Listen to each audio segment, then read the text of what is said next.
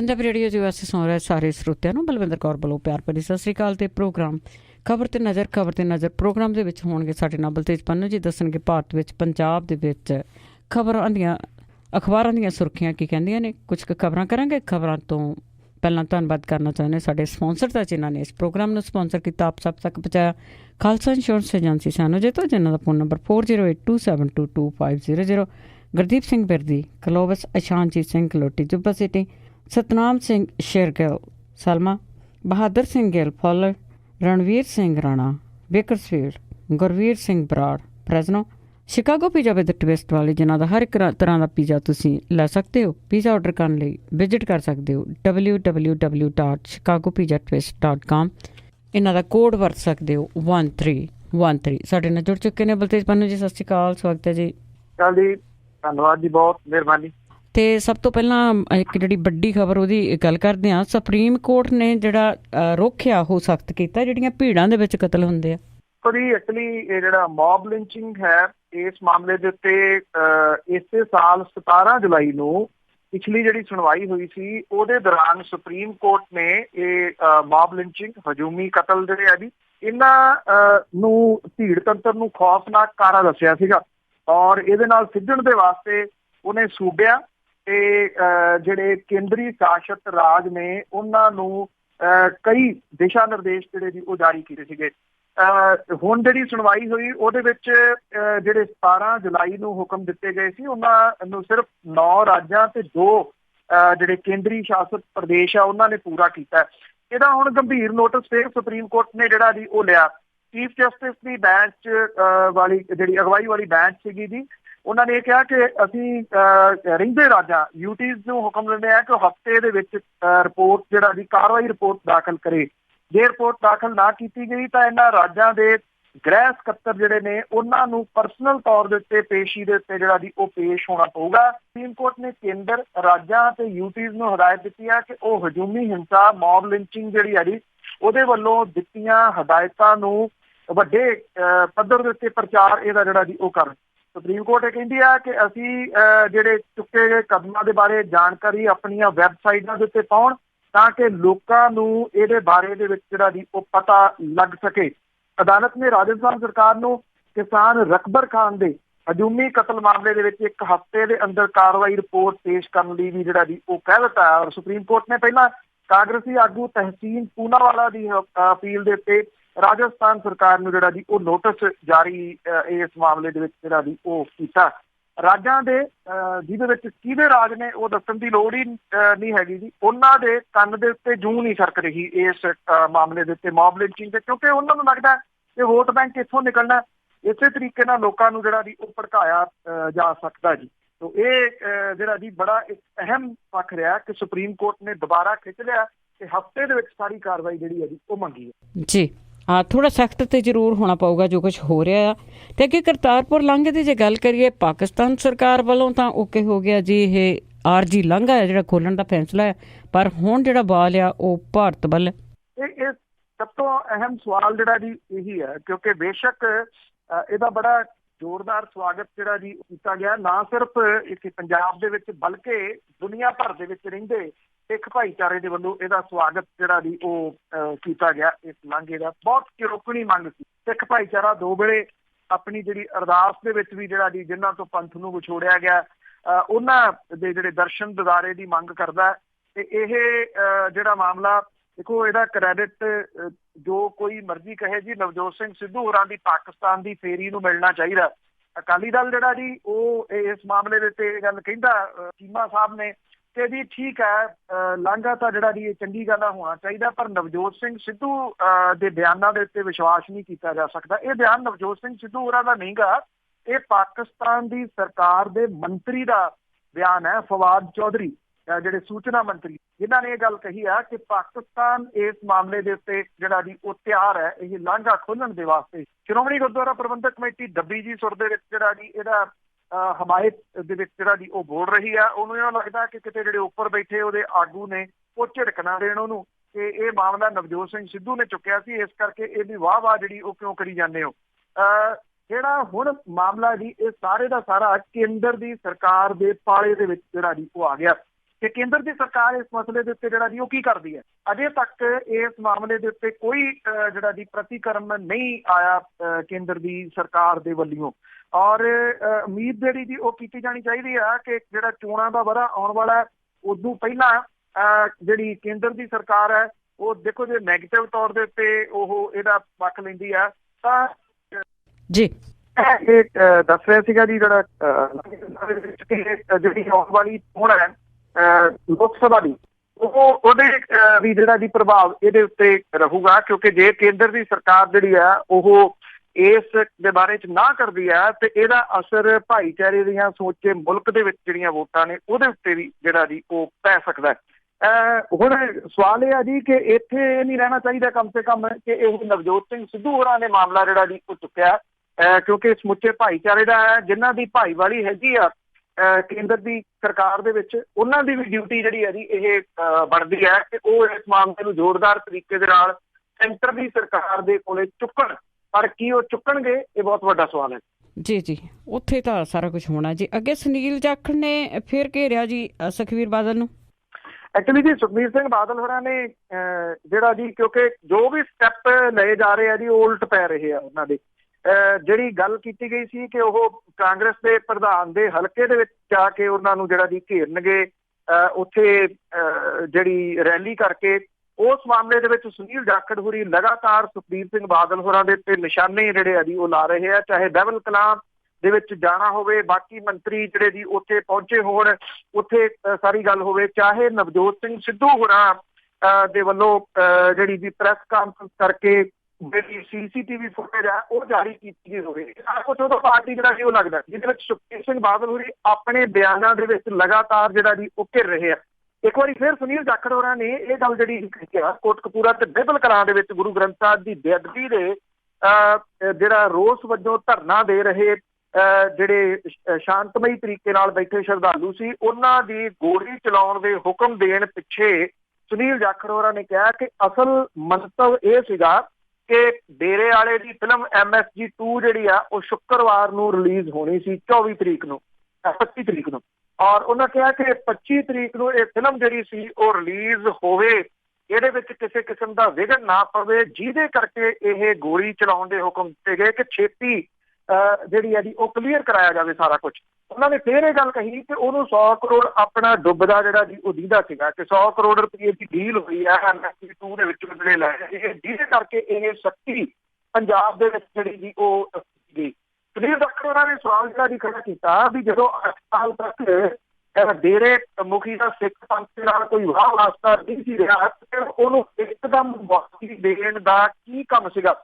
ਇਹਨੂੰ ਕੁਝ ਦਿਨਾਂ ਜਦੋਂ ਕਿ ਉਹ ਬਾਰ-ਬਾਰ ਕਹਿ ਰਹੇ ਆ ਤੇ ਸੁਖਬੀਰ ਪਾਲਣਾ ਖੜਾ ਕਰ ਰਹੇ ਆ ਕਿ ਜਿਹੜੇ ਡਿਪਟੀ ਮੁੱਖ ਮੰਤਰੀ ਸੀ ਉਹਨਾਂ ਦੇ ਵੱਲੋਂ ਡੇਰਾ ਮੁਖੀ ਨੂੰ ਵਾਪਸੀ ਪਾਉਣ ਦੇ ਪਿੱਛੇ ਕਰਨ ਦੇ ਮੁੱਖ ਕਾਰਨ ਹੀ ਫਿਲਮ ਰਿਲੀਜ਼ ਕਰਾਉਣੀ ਸੀ। ਉਹਨਾਂ ਨੇ ਕਿਹਾ ਕਿ ਸੁਖਬੀਰ ਸਿੰਘ ਬਾਦਲ ਇਸ ਮਾਮਲੇ ਦੇ ਉੱਤੇ ਅਜੇ ਵੀ ਜਿਹੜਾ ਜੀ ਉਹ ਸਵਾਲਾਂ ਦੇ ਜਵਾਬ ਕਿਉਂ ਨਹੀਂ ਜਿਹੜਾ ਜੀ ਉਹ ਦੇ ਰਹੇ। ਉਹਨਾਂ ਨੇ ਕਿਹਾ ਕਿ ਇਸ ਮਾਮਲੇ ਦੇ ਉੱਤੇ ਸੁਖਬੀਰ ਸਿੰਘ ਬਾਦਲ ਦੀ ਜਵਾਬਦੇਹੀ ਜਿਹੜੀ ਹੈ ਜੀ ਉਹ ਤੈਅ ਕੀਤੀ ਜਾਣੀ ਜਿਹੜਾ ਜੀ ਉਹ ਚਾਹੀਦੀ ਹੈ। ਦਲਜੀਤ ਸਿੰਘ ਚੀਮਾ ਹੀ ਬਹੁਤਾ ਜਿਹੜਾ ਜੀ ਬਿਆਨ ਦੇ ਰਹੇ ਆ, ਬਾਕੀ ਤਾਂ ਅਦਰਵਾਈਜ਼ ਜਿਹੜਾ ਜੀ ਉਹ ਨਹੀਂ ਆ ਰਹੇ। ਉਹਨੇ ਇਹ ਗੱਲ ਕਹੀ ਹੈ ਕਿ ਜਾਖੜ ਹੋਰਾਂ ਦੇ ਕੋਲੇ ਇਹਦੇ ਸੰਬੰਧੀ ਕੋਈ ਪੁਖਤਾ ਜਾਣਕਾਰੀ ਸੀ ਤਾਂ ਉਹ ਜਸਟਿਸ ਰਣਜੀਤ ਸਿੰਘ ਦੇ ਕਮਿਸ਼ਨ ਦਲਜੀਤ ਸਿੰਘ ਚੀਮਾ ਜਾਣਕਾਰੀ ਸੀ ਤੇ ਜਸਟਿਸ ਰਣਜੀਤ ਸਿੰਘ ਹੋਰਾਂ ਦੇ ਕਮਿਸ਼ਨ ਨੂੰ ਤਾਂ ਅਕਾਲੀ ਦਲ ਮੰਨਦਾ ਹੀ ਨਹੀਂ ਜੀ। ਉਹਨੂੰ ਤਾਂ ਇਹ ਕਹਿੰਦਾ ਜੀ ਕਿ ਅਸੀਂ ਇਹਨੂੰ ਮੰਨਦੇ ਹੀ ਨਹੀਂ, ਉਹਦੇ ਤੇ ਤੁਸੀਂ ਬਹਿਸ ਨਹੀਂ ਕਰ ਰਹੇ। ਜੇ ਮੰਨ ਲਓ ਸੁਨੀਲ ਜਾਖੜ ਹੋਰੀ ਉਹ ਜਾਣਕਾਰੀ ਉੱਥੇ ਦੇ ਵੀ ਦਿੰਦੇ ਤੇ ਫਿਰ ਤੁਸੀਂ ਜਿਹੜਾ ਜੀ ਇਸ ਜਾਣਕਾਰੀ ਨੂੰ ਮੰਨ ਲੈਂਦੇ। ਤੁਸੀਂ ਤਾਂ ਕਮਿਸ਼ਨ ਨੂੰ ਹੀ ਜਿਹੜਾ ਜੀ ਉਹ ਸਾਈਡਲਾਈਨ ਕਰ ਰਹੇ ਹੋ ਔਰ ਉਹਦੇ ਉੱਤੇ ਬਹਿਸ ਕਰਨ ਦੇ ਵਾਸਤੇ ਤਿਆਰ ਨਹੀਂ। ਇਹੋ ਲੱਗਦਾ ਹੈ ਕਿ ਸਵਾਲਾਂ ਦੇ ਘੇਰੇ ਦੇ ਵਿੱਚ ਐਸੇ ਜਿਹੜਾ ਜੀ ਚਫੇਰਿਓਂ ਘਿਰ ਰਹੇ ਆ ਕਿ ਜਿਹੜੇ ਸਵਾਲ ਦਾ ਜਵਾਬ ਦਿੰਦੇ ਆ ਉਹਦੇ ਵਿੱਚ ਹੀ ਆਪ ਫਸ ਜਾਂਦੇ। ਜਿਸਲੇ ਬੰਦਾ ਬਖਲਾ ਜਾਂਦਾ ਫਿਰ ਇਸੇ ਤਰ੍ਹਾਂ ਹੀ ਹੁੰਦੀ ਆ ਜੀ, ਕਿਉਂਕਿ ਇਹਨਾਂ ਨੂੰ ਪਤਾ ਨਹੀਂ ਲੱਗਦਾ ਹੁਣ ਕੀ ਕਰੀਏ। ਤੇ ਅੱਗੇ ਗੱਲ ਕਰਦੇ ਆ ਜ਼ਿਲ੍ਹਾ ਪ੍ਰੀਸ਼ਦ ਚੋਣਾਂ ਦੀ ਆ, ਉੱਥੇ ਆਖਰੀ ਦਿਨ ਸੀਗਾ ਜੀ ਪੇਪਰ ਭਰਨੇ ਦਾ, ਥਾਂ ਤੇ ਕੁੱਟਮਾਰ ਗੋਲੀਆਂ ਚੱਲੀਆਂ। ਬਿਲਕੁਲ ਜੀ, ਇਹ ਪੰਜਾਬ ਦੇ ਵਿੱਚ ਵੱਖ-ਵੱਖ ਥਾਵਾਂ ਦੇ ਉੱਤੇ ਜਿਹੜਾ ਜੀ ਬਹੁਤ ਕੁਛ ਹੋਇਆ। ਐਕਚੁਅਲੀ ਚਾਹੇ ਨਿਗਮ ਦੀਆਂ ਚੋਣਾਂ ਹੋਣ, ਪੰਚਾਇਤੀ ਚੋਣਾਂ ਗਾਂਹ ਆ ਜਾਣੀਆਂ ਜੀ, ਇਹ ਜ਼ਿਲ੍ਹਾ ਪ੍ਰੀਸ਼ਦ ਤੇ ਪੰਚਾਇਤ ਸਮਿਤੀ ਦੀਆਂ ਚੋਣਾਂ ਜਿਹੜੀਆਂ ਇਹਨਾਂ ਦਾ ਆਖਰੀ ਦਿਨ ਸੀਗਾ ਜੀ ਕਾਗਜ਼ ਪੱਤਰ ਭਰਨ ਦਾ। ਉਹੀ ਕੁਝ ਹੋਇਆ ਜੋ ਕੁਝ 10 ਸਾਲ ਪਹਿਲਾਂ ਪੰਜਾਬ ਦੇ ਵਿੱਚ ਪਿਛਲੀ ਸਰਕਾਰ ਦੇ ਦੌਰਾਨ ਹੁੰਦਾ ਰਿਹਾ। ਉਦੋਂ ਇਹ ਹੁੰਦਾ ਸੀਗਾ ਕਾਂਗਰਸੀ ਇਹ ਦੋਸ਼ ਲਾਉਂਦੇ ਹੁੰਦੇ ਸੀਗੇ ਕਿ ਜੀ ਸਾਨੂੰ ਪੇਪਰ ਨਹੀਂ ਭਰਨ ਦਿੱਤੇ, ਸਾਨੂੰ ਕਾਗਜ਼ ਪੱਤਰ ਨਹੀਂ ਦਿੱਤੇ। ਉਹੀ ਦੋਸ਼ ਜਿਹੜੇ ਸੀ ਹੁਣ ਅਕਾਲੀ ਦਲ ਵਾਲੇ ਜਿਹੜੇ ਜੀ ਉਹ ਲਾ ਰਹੇ ਸੀਗੇ ਕਿ ਸਾਨੂੰ ਜੀ ਪੇਪਰ ਨਹੀਂ ਭਰਨ ਦਿੱਤੇ, ਸਾਨੂੰ ਕਾਗਜ਼ ਪੱਤਰ ਨਹੀਂ ਦਿੱਤੇ। ਥਾਂ ਥਾਂ ਦੇ ਉੱਤੇ ਪੁਲਿਸ ਨੂੰ ਲਾਠੀ ਚਾਰਜ ਜਿਹੜਾ ਜੀ ਉਹ ਭੀੜਾਂ ਨੂੰ ਕਾਬੂ ਕਰਨ ਦੇ ਵਾਸਤੇ ਕਰਨਾ ਪਿਆ। ਪੱਟੀ, ਤਰਨਤਾਰਨ, ਧਰਮਕੋਟ ਬਹੁਤ ਸਾਰੇ ਥਾਵਾਂ ਦੇ ਉੱਤੇ ਹਿੰਸਕ ਝੜਪਾਂ ਜਿਹੜੀਆਂ ਸੀ ਉਹ ਹੋਈਆਂ। ਧਰਮਕੋਟ ਦੇ ਲਾਠੀ ਚਾਰਜ ਕਰਨਾ ਪਿਆ, ਅੱਥਰੂ ਗੈਸ ਦੇ ਗੋਲੇ ਜਿਹੜੇ ਸੀ ਉਹ ਛੱਡਣੇ ਪਏ। ਡੇਰਾ ਬਾਬਾ ਨਾਨਕ ਦੇ ਵਿੱਚ ਇੱਟਾਂ ਵੱਟੇ ਚੱਲੇ, ਗੱਡੀਆਂ ਤੋੜੀਆਂ ਗਈਆਂ, 6 ਬੰਦੇ ਜਿਹੜੇ ਜੀ ਉਹ ਜ਼ਖਮੀ ਹੋ ਗਏ। ਪੱਟੀ ਦੇ ਵਿੱਚ ਜਿਹੜੀ ਸੀ ਉਹ ਫਾਇਰਿੰਗ ਦੀਆਂ ਖਬਰਾਂ ਜਿਹੜੀਆਂ ਦੀ ਉਹ ਆ ਰਹੀਆਂ ਨੇ। ਹਰਮਨ ਸੇਖੋਂ ਨਾਮ ਦਾ ਜਿਹੜਾ ਦੀ ਉਹ ਵਿਅਕਤੀ ਆ ਜਿਹਨੇ ਗੋਲੀ ਜਿਹੜੀ ਦੀ ਉਹ ਚਲਾਈ ਦੱਸੀ ਜਾ ਰਹੀ ਆ। ਧਰਮਕੋਟ ਦੇ ਵਿੱਚ ਜਿਹੜਾ ਸੀਗਾ ਜੀ ਇੱਥੇ ਗੋਲੀ ਚੱਲੀ, ਇੱਕ ਕਾਂਗਰਸੀ ਵਰਕਰ ਜਿਹੜਾ ਦੀ ਉਹਨੂੰ ਇਹ ਗੋਲੀ ਲੱਗੀ ਜਿਹੜਾ ਦੀ ਉਹ ਦੱਸੀ ਜਾ ਰਹੀ ਆ। SDM ਦੇ ਦਫ਼ਤਰ ਦੇ ਬਾਹਰ ਅਕਾਲੀ ਤੇ ਕਾਂਗਰਸੀ ਜਿਹੜੇ ਸੀਗੇ ਜੀ ਉਹ ਭਿੜੇ ਤੇ ਇਹਦੇ ਦੌਰਾਨ ਕਿਸੇ ਨੇ ਫਾਇਰ ਜਿਹੜਾ ਸੀ ਉਹ ਕਰ ਦਿੱਤਾ। ਇਹ ਕਾਂਗਰਸੀ ਵਰਕਰ ਦੱਸਿਆ ਜਾ ਰਿਹਾ ਸੀ, ਉਹਦੇ ਇਹ ਗੋਲੀ ਵੱਜੀ ਜਿਹੜਾ ਕਿ ਹਸਪੀਟਲ ਉਹ ਰੈਫਰ ਕੀਤਾ ਗਿਆ। ਹੁਣ ਵੋਟਾਂ ਜਿਹੜੀਆਂ ਦੀ ਪੈਣੀਆਂ 19 ਤਰੀਕ ਨੂੰ, ਉਦੋਂ ਤੱਕ ਕੀ ਕੁਛ ਜਿਹੜਾ ਵੀ ਉਹ ਹੁੰਦਾ ਉਹ ਦੱਸਣਗੇ। ਇਹ ਜਿਹੜੀਆਂ ਚੋਣਾਂ ਨੇ ਐਕਚੁਅਲੀ ਹੋਣਾ ਤਾਂ ਇਹੀ ਚਾਹੀਦਾ ਜਿਹੜੀ ਸਰਕਾਰ ਦਾ ਕਿ ਉਹਨਾਂ ਨੂੰ ਕਹੋ ਕਿ ਤੁਸੀਂ ਨੋਮੀਨੇਟ ਆਪਣੀਆਂ ਜਿਹੜੀਆਂ ਉਹ ਕਰ ਲਓ। ਪੈਸਿਆਂ ਦੀ ਬਰਬਾਦੀ, ਸਮੇਂ ਦੀ ਬਰਬਾਦੀ, ਦੁਸ਼ਮਣੀਆਂ ਜਿਹੜਾ ਦੀ ਉਹ ਪੈਦਾ ਕਰਦੀਆਂ ਨੇ ਇਹ ਚੋਣਾਂ। ਲੋਕ ਨਹੀਂ ਸਮਝਦੇ, ਲੋਕ ਸਿਆਸੀ ਪਾਰਟੀਆਂ ਦੇ ਪਿਛਲੱਗ ਬਣ ਕੇ ਇੱਕ ਦੂਜੇ ਦੇ ਨਾਲ ਦੁਸ਼ਮਣੀਆਂ ਜਿਹੜੀਆਂ ਦੀ ਉਹ ਪਾ ਲੈਂਦੇ ਆ। ਪਹਿਲਾਂ ਵੀ ਪਾਉਂਦੇ ਰਹੇ ਆ, ਹੁਣ ਵੀ ਪੈ ਰਹੀਆਂ। ਬਿਲਕੁਲ ਜੀ, ਲੀਡਰ ਫਿਰ ਇਕੱਠੇ ਹੀ ਚਾਹ ਪਾਣੀ ਪੀਂਦੇ ਆ, ਇਕੱਠੇ ਇਹਨਾਂ ਦੀਆਂ ਰਿਸ਼ਤੇਦਾਰੀਆਂ ਹੁੰਦੀਆਂ। ਲੋਕਾਂ ਨੂੰ ਕਦੋਂ ਸਮਝ ਆਊਗੀ? ਅੱਗੇ ਆਪਾਂ ਸੁਖਦੇਵ ਸਿੰਘ ਭੌਰ ਹੋਣਾ ਦੀ ਗੱਲ ਕਰਦੇ ਹਾਂ ਤੇ ਉਹਨਾਂ ਨੂੰ ਗ੍ਰਿਫਤਾਰ ਕੀਤਾ ਗਿਆ।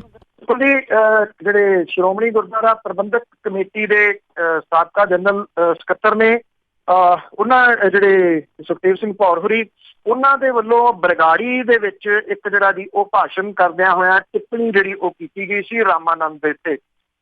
ਰਾਮਾਨੰਦ ਦੇ ਉੱਤੇ ਕੀਤੀ ਗਈ ਟਿੱਪਣੀ ਜਿਹੜੀ ਸੀ, ਉਹਨਾਂ ਨੇ ਇਸ ਮਾਮਲੇ ਦੀ ਤਸ਼ਬੀਹ ਦਿੱਤੀ ਸੀਗੀ ਕਿ ਜਦੋਂ ਉਹਦਾ ਕਤਲ ਹੋਇਆ ਉਸ ਟਾਈਮ ਦੇ ਉੱਤੇ ਭੀੜਾਂ ਨੇ ਜੋ ਕੁਛ ਕੀਤਾ ਉਦੋਂ ਤਾਂ ਰੋਕਿਆ ਨਹੀਂ ਗਿਆ, ਕਿਉਂਕਿ ਸਰਕਾਰ ਦੇ ਵੱਲੋਂ ਗੋਲੀ ਚਲਾਉਣ ਦੇ ਹੁਕਮ ਜਿਹੜੇ ਉਹ ਨਹੀਂ ਸੀਗੇ।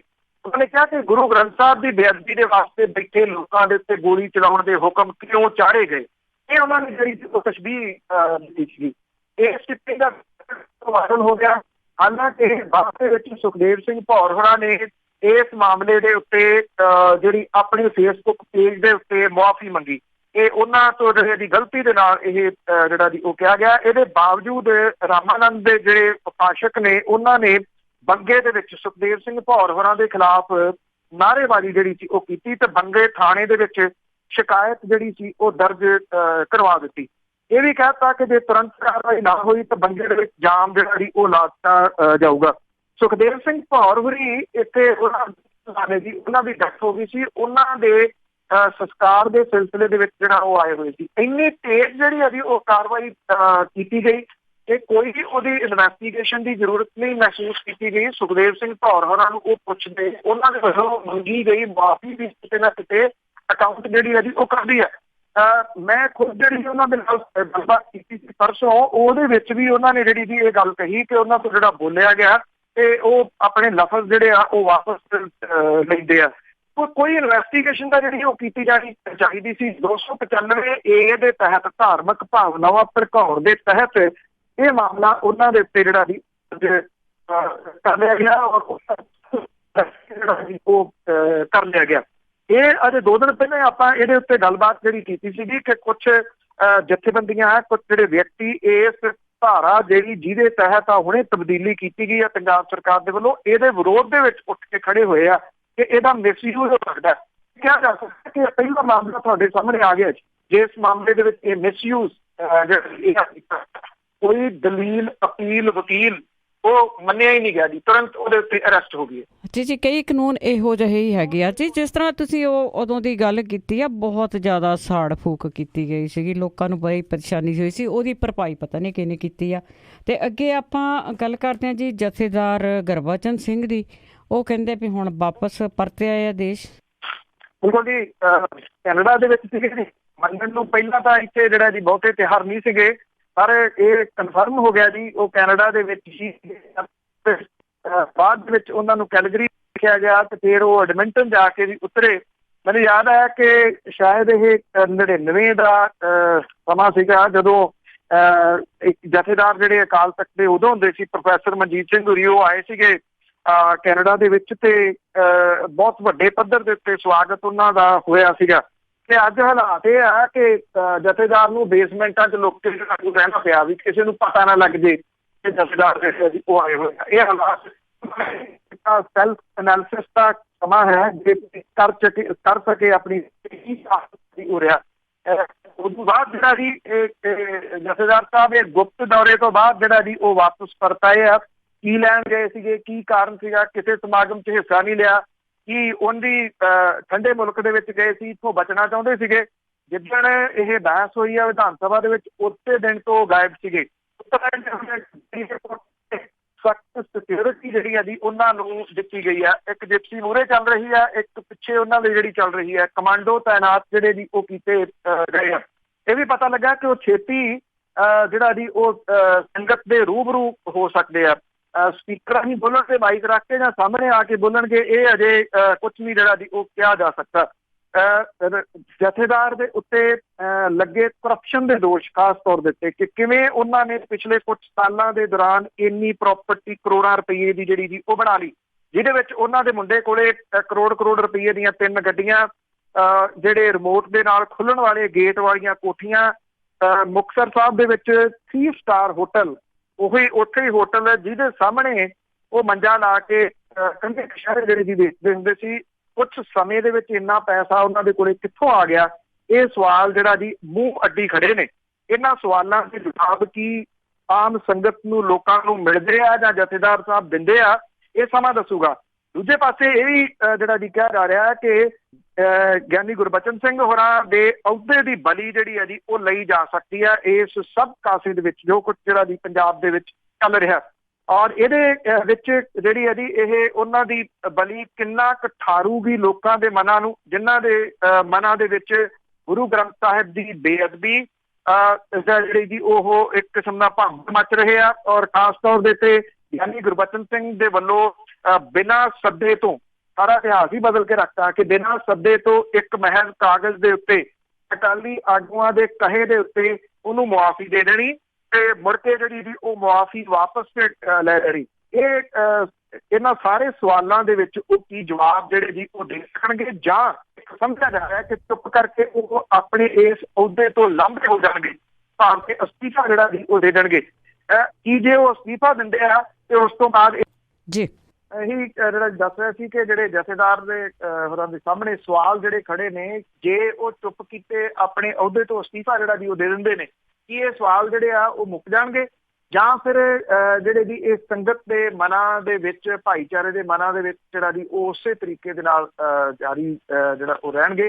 ਇਹ ਵੇਖਣ ਵਾਲੀ ਗੱਲ ਜਿਹੜੀ ਹੋਊਗੀ ਕਿ ਆਪਣੇ ਵਿਦੇਸ਼ ਦੌਰੇ ਤੋਂ, ਦੌਰਾ ਤਾਂ ਇਹਨੂੰ ਕਿਹਾ ਜਾ ਸਕਦਾ, ਦੌਰਾ ਤਾਂ ਹੁੰਦਾ ਜੇ ਕਿਸੇ ਨੂੰ ਜਾ ਕੇ ਉੱਥੇ ਮਿਲੇ ਹੋਣ, ਕਿਸੇ ਨੂੰ ਜਿਹੜਾ ਜੀ ਉਹ ਪਤਾ ਲੱਗਿਆ ਹੋਵੇ।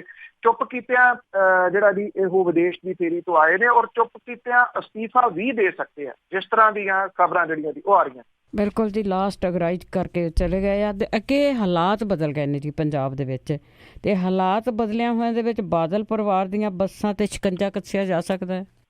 ਬਿਲਕੁਲ ਜੀ, ਐਕਚੁਅਲੀ ਇਹ ਸਾਰਾ ਕੁਛ ਜਿਹੜਾ ਜੀ ਪਹਿਲਾਂ ਵੀ ਕਰਨ ਦੀ ਕੋਸ਼ਿਸ਼ ਕੀਤੀ ਗਈ ਸੀਗੀ ਜੀ ਇਹ ਫਰਵਰੀ ਦੇ ਵਿੱਚ, ਪਰ ਉਦੋਂ ਬਾਦਲ ਪਰਿਵਾਰ ਨੇ ਟਰਾਂਸਪੋਰਟ ਅਫਸਰਾਂ ਦੇ ਨੱਕ ਜਿਹੜੇ ਜੀ ਉਹ ਮੋੜ ਦਿੱਤੇ ਸੀਗੇ।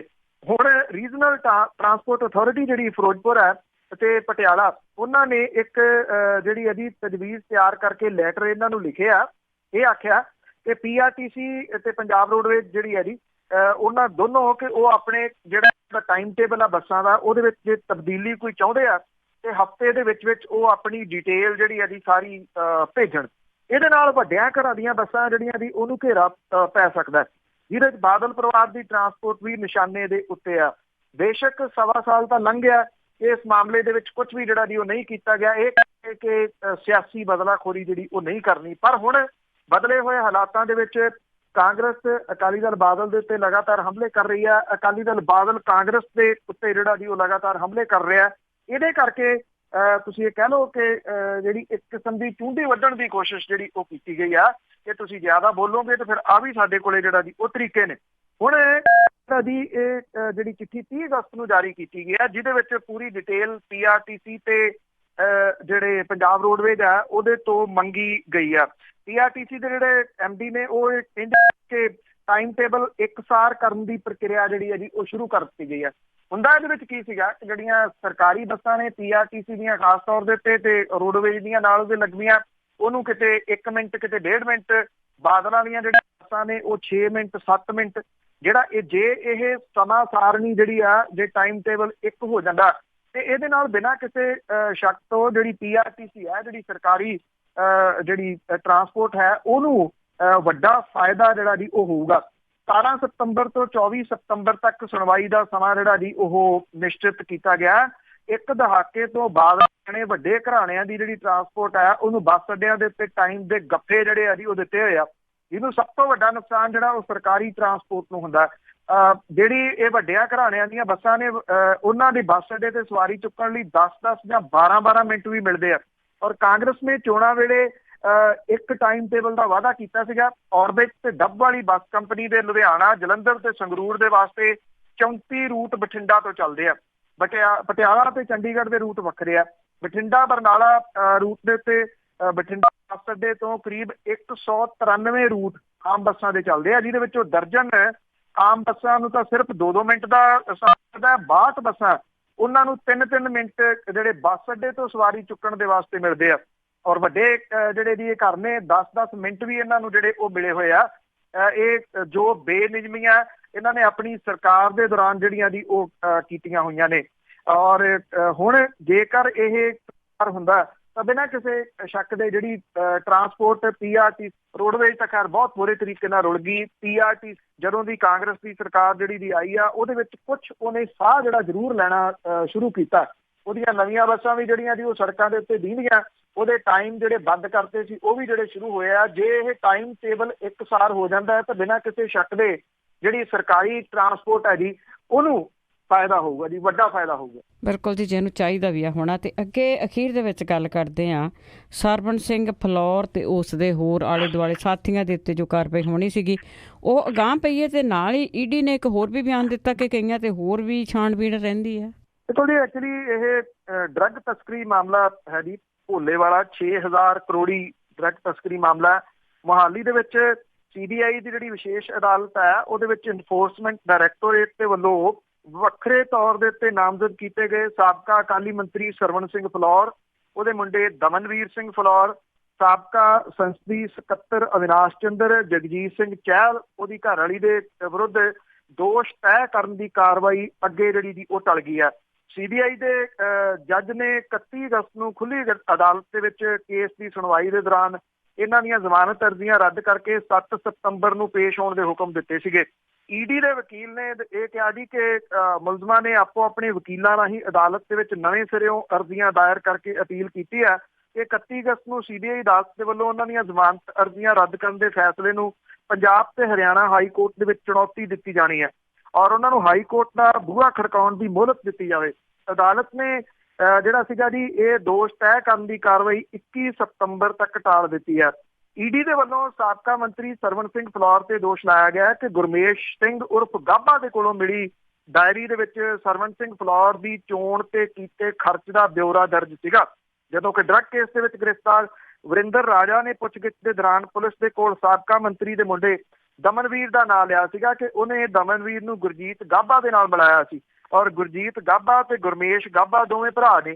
ਸਾਬਕਾ ਸੰਸਦੀ ਸਕੱਤਰ ਅਵਿਨਾਸ਼ ਚੰਦਰ ਤੇ ਦੋਸ਼ ਹੈ ਕਿ ਗੁਰਮੇਸ਼ ਗਾਬਾ ਦੇ ਕੋਲੋਂ ਮਿਲੀ ਡਾਇਰੀ ਦੇ ਵਿੱਚ ਚੋਣ 'ਚ ਕੀਤੇ ਗਏ ਪੈਸਿਆਂ ਦੇ ਹਿਸਾਬ ਤੋਂ ਇਲਾਵਾ ਖਰਚੇ ਦਾ ਹਿਸਾਬ ਕਿਤਾਬ ਵੀ ਜਿਹੜਾ ਜੀ ਉਹ ਲਿਖਿਆ ਹੋਇਆ ਔਰ ਇੰਦਰਜੀਤ ਕੌਰ ਤੇ ਉਹਦੇ ਪਤੀ ਦੇ ਉੱਤੇ ਬੇਨਾਮੀ ਜਾਇਦਾਦ ਖਰੀਦਣ ਦਾ ਜਿਹੜਾ ਜੀ ਉਹ ਦੋਸ਼ ਹੈ।